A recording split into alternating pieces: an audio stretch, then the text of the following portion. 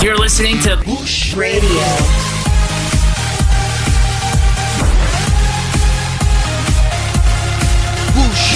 Bush Radio. Your real talk radio. Reading is feeding the mind. When he feeds his mind, his body is happy and he is rich. Feed the mind. Go to www.udarabooks.com. Udara Books, feeding the mind.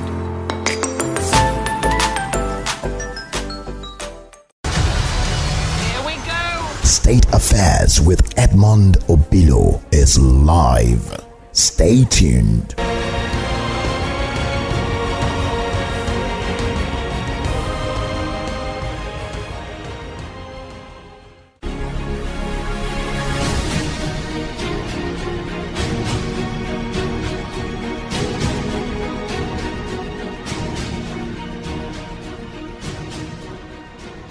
If you come down south, there are different conspiracy theories about the plans of the Hausa Fulani. There is the talk about the movement of Amajiris from the north down south to stoke violence here. There is the talk of the Fulanization of the Nigerian state, and there is also the talk of Islamization. The Fulanis have a small population. I think between 6 and 10% of the population of Nigeria.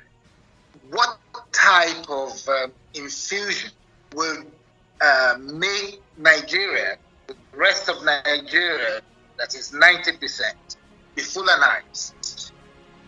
Islamization in the western part of Nigeria, or the southwest, which is where Islam first entered into Nigeria, you will have families where a brother may be Christian and the junior or older brother can be Muslim.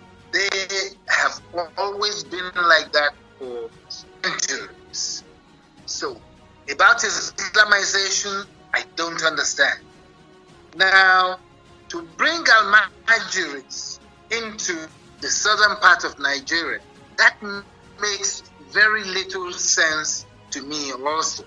Almajiris, as we know, as I told you, they're supposed to be students.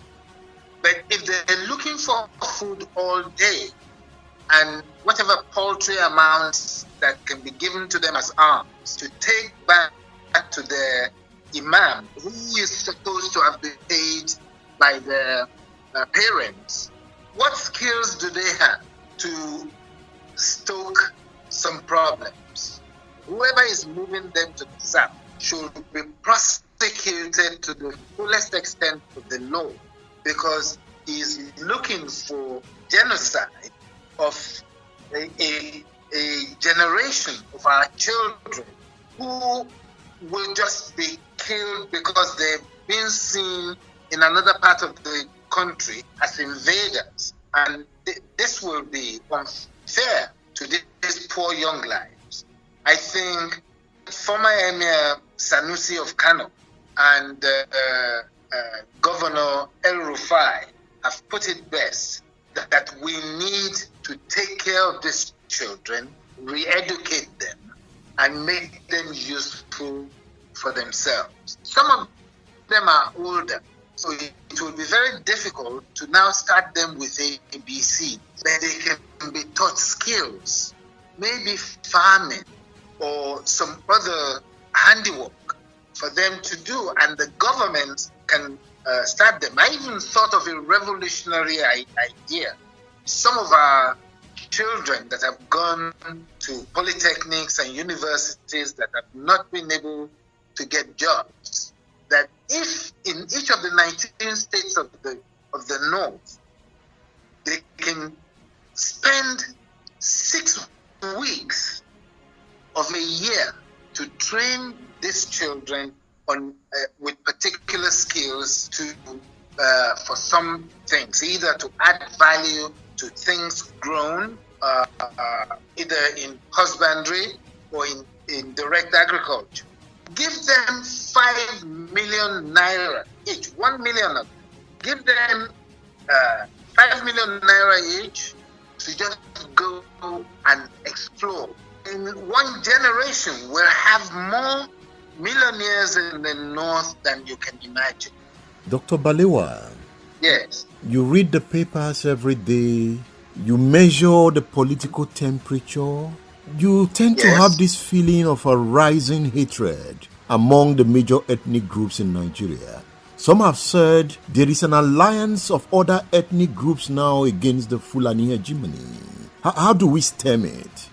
Thank you for that question, because the governor of Kano State had said that Kano has enough land to be able to accommodate a lot of the herders. That is one. And recently, he said something even more succinct. He said we needed to be able to block herders coming from other countries into our country.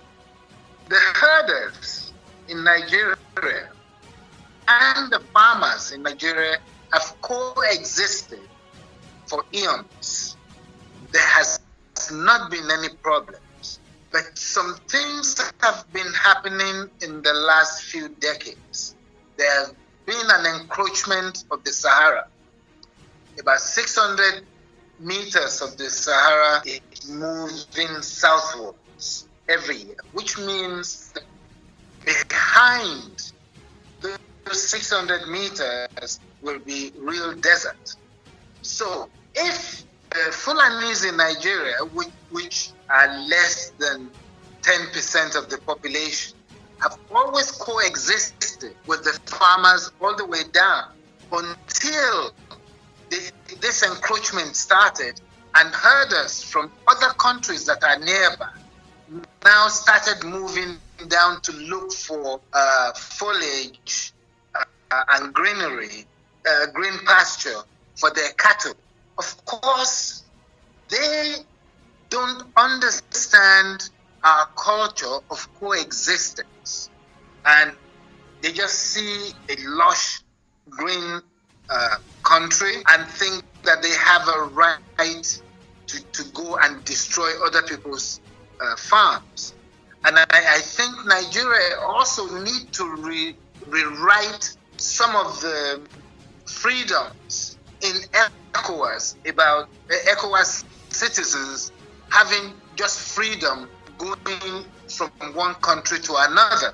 I believe we're working on that, and it needs to be done as soon as possible. And when our borders are a lot more secure, we will have less of this, and we should have less problems, because the Nigerian Fulani herders, who are usually very young people, because the herds belong to some bigger people back in their states, have always respected the rights of others to their crops and farms. Will continue for as long as we can keep these other foreign herders out. Should we be heading our cars in the way it's presently done? Is Nigeria not modernizing that we should begin to think of ranches? Well, maybe ranches or ruga or whatever they want to call it will be a lot more profitable for all of us. Now we have trained some forest rangers. They can be used as the police in these setups. If each state on a senatorial zone gives like 5,000 hectares, each state in the north, not only will we be able to get better meat, because these cows are not going to be walking miles and miles and miles every day. We can have rotational grazing. We can also have different types of cattle. those that will produce milk, those whose hides are a lot better, and those that will produce just meat alone.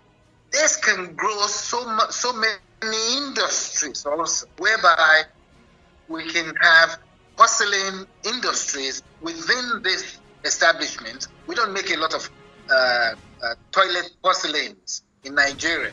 We don't make a lot of plates like China or cups. We will have bones from these cows. We have a lot of kaolin. We will have a lot of hides. We can now get into the shoemaking or handbag making business. We already have the police and the rangers. We have a lot of people graduating from our veterinary institutions that have no jobs. They will be stationed in this ruga or ranches. So a lot of jobs can be created. All we need to do is just think a little outside the box. It doesn't have to be just Fulanis dreaming. People that want to invest into any of these businesses can go into these dedicated areas to be able to establish these businesses. And I think that the government, instead of the amount of money is being used to bring peace right now, can help people who want to go into these businesses to establish. It will be in very calm environments also. There will be less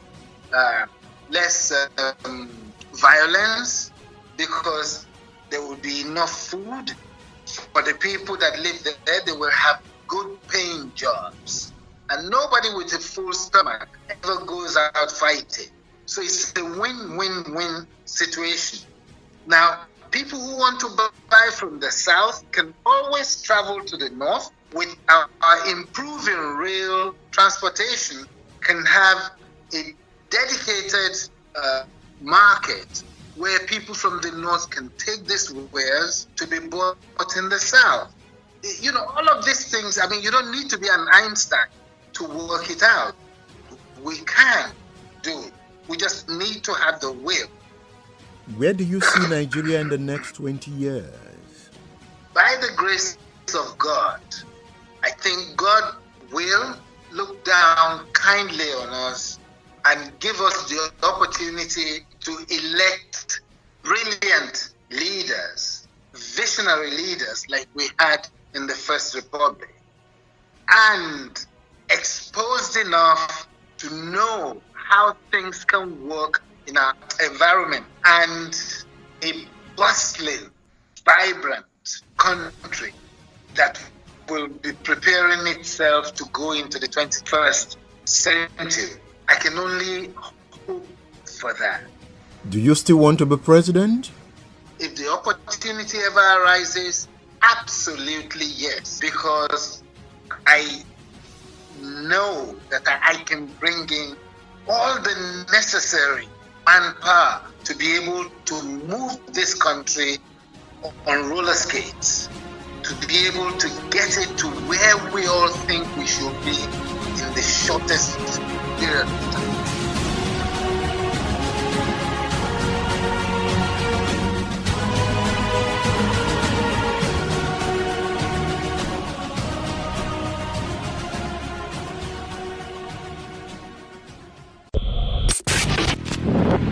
Boost Radio. Oh, wow.